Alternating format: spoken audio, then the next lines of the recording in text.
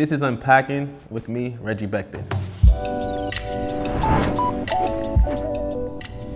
What's happening? I'm Reggie Becton. I'm from PG County, Maryland. I'm a singer-songwriter extraordinaire. I'm a Libra gang, and my current mood is tired.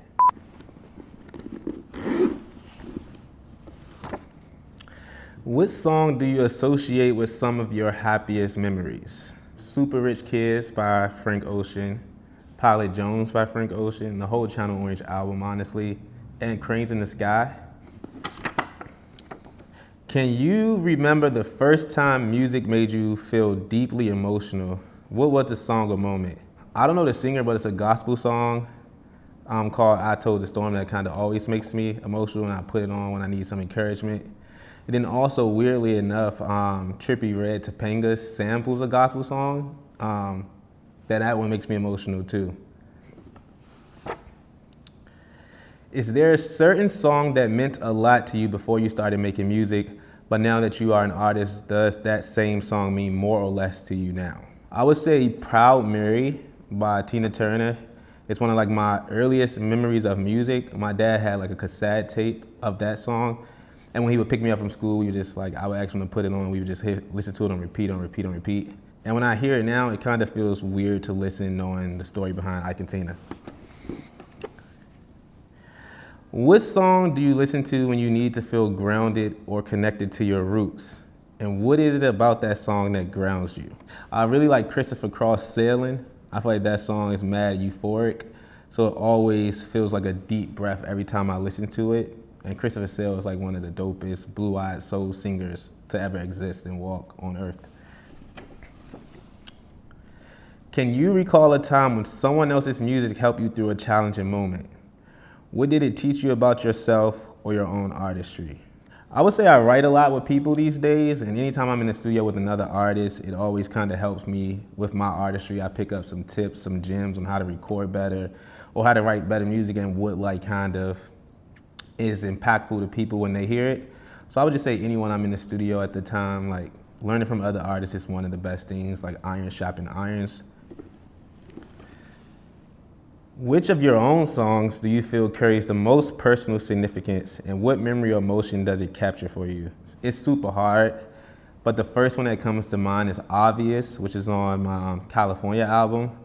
It was a song I read that was just about like moving on from old friendships and like staying in a relationship that you know it's obvious that it's the end, but you stay there because of time and you're like loyal to the time of the relationship more than you are to the person.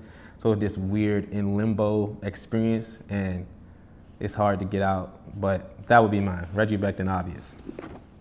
Oh, this is a good one. If your life were a playlist, what 3 songs would be on it and why? I would probably put Sad Boy by myself on it. That's one of the songs because I'm always sad. Low Key, well, High Key.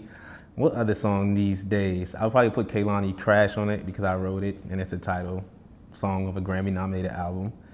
And then number 3, what song would be on it?